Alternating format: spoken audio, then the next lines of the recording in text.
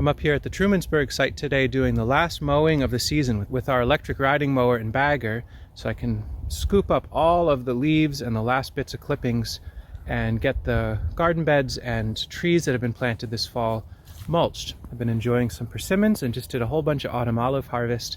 And before I leave, I thought I would take a look at this area, this glade behind me, some movements that happen in the late summer and what that might bode for next year's productivity. In fact, I'll spend a little time in here and poke around and show some of the things that I think are pretty fun that are happening. We'll look at this thicket of what seems like bamboo, which are actually fancy plums. But let's start here. This is production area. This is one of the few remaining handfuls of really intensive production areas within this landscape where the idea is to be able to grow annual crops or nursery crops and have a rotation. The rest of this landscape is moving ever steadily towards being permanent trees and woodland orchard, food forest sort of things. And this area in here went through the summer with Juan maybe 2 months ago. I'll put up on the screen if I can find the date of when this happened. So it's mid-November right now, 2025. And we went through with our electric rotary plow and disturbed the soil in here to build up these beds. So these are basically Hugelmound beds. They are held together on the sides by slab wood of black locust. So there's no pressure treated or any weird lumber. And then these hoops, which we bent in a really simple way, I documented way back when, and I'll link to that. These hoops hold the boards in position and allow us the option of putting poly over this or remay if we want. It really just holds the beds together, but gives us the option of turning these into low tunnels. And then the interior of these beds are lots and lots of logs from the clearing in here. So this was an overstory of Scots pine a number of years ago that I cleared. So this would have been closed canopy. And I opened this up quite a bit. And this is the area where we dug a pretty big pond in the woods. It's a bad angle from here. It's just super low and depressing, but whatever. It'll refill this winter. But those logs were laid on contour in here, and then soil was put on top. The rotary plow this summer went through and dug down in this area so we could bury even more logs. In fact, you can see all sorts of old Scots pine and white pine logs through here, and a little soil put on top, and then the whole thing was set to a really diverse cover crop mix. So there are daikons in here, there are oats, there were peas that went in, there were beets, and all sorts of other things, random kale seed that we had. And we've had a good couple frosts.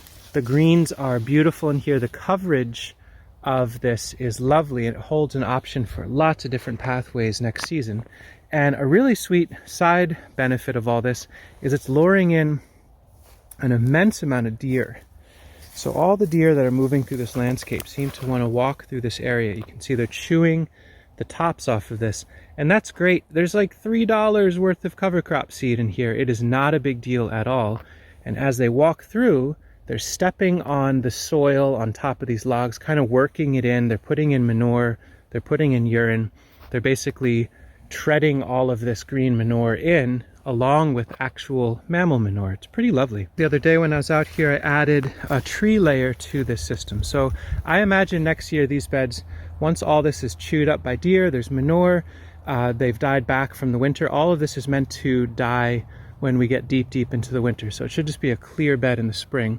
I'd like to do some really high production or high yielding winter squash. Maybe there's delicata or acorn squash. Basically do a hungry annual summer crop in here, and then from there see if we want to do nursery work. There's a lot of pretty big chonkadoo logs in there. You can see some exposed here as well. And so annuals that I can push the seed in is a lot better than nursery crops that I need to dig out. But anyway, on the north end of each one of these beds, we've added some trees. So this happens to be a grafted Asian pear. There's another one over here, a pollinator. So to the north of this will slowly become the tree layer.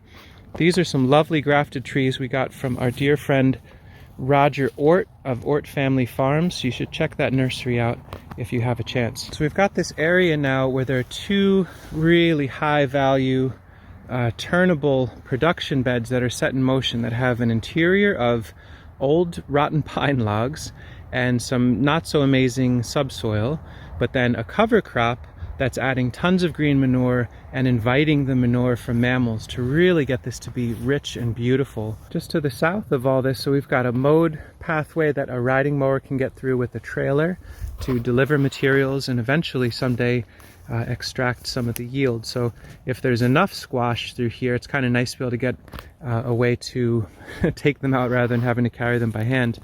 And then this whole crazy thicket through here, it looks like there's dead bamboo that was growing here. It's a whole wall of them with laterals woven through. There's actually 4 grafted plums that are hidden in the interior of this. Let's see if I can show you one. Pretty hard to get to, but that's the point, is that this hides it from the deer. So here's Sultan's favorite plum.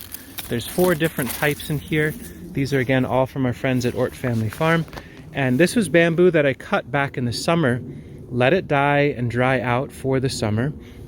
And then 4 or 5 dead pieces were stuck in a ring around every one of these trees. So there's the green tag of one plum. There is the green tag in there of another plum, super hidden inside this bamboo. That's all we need for fencing. So next year they can grow and start working their way through the competition of all this dead material. The leaves will fall this winter, allowing more light in and automatically mulching the soil around them. And then in between them, I can run these long sections of bamboo that tie each of these planting spots together and basically make a bumper, so that this cleared avenue, extremely easy for deer to move through. They're invited into this patch. This is meant for them. It's meant for whoever wants to eat these greens all winter. And then our high value future succession planting is tucked in, hidden in here. Very hard for them to push into that. It's very loud. It's pretty spiky. And they might not even know that there's something in there. So it's a trade of plants. We traded with Roger a whole bunch of persimmon and pawpaw babies for these beautiful trees. So they cost us nothing. And then the bamboo's already growing in the landscape, so that costs us nothing as well. And we get to establish an orchard hidden in debris. The light fades so quickly. I should probably be getting ready to head back and move some wood chips and check in with Sasha and unload all the bounty of the day, the persimmons and the autumn olives that were harvested. Let me know your thoughts about this kind of kooky, but I think pretty functional, pretty productive idea of rough sketching Hugelmounds, covering them with soil by robbing the ditches near them, cover cropping them with an invitation for wildlife to consume the greens all winter and add their fertility, and flanking the whole scenario in the future forest that's meant to move us through succession. So we're establishing both the potential for high yielding annual crop production and turnover and rotational cropping, as well as persistent long-term trees that are meant to be here for future generations. All that can happen at the same time, because the trees take a while and the annuals can do their thing for the next 2 to 5, maybe 10 years before the canopy starts to close. And we won't grow delicatas, but we'll come out and we'll get Asian pears and all sorts of different plums. Let me know your thoughts, concerns, or things you've done in this realm, or questions you might have about this, and thanks for watching.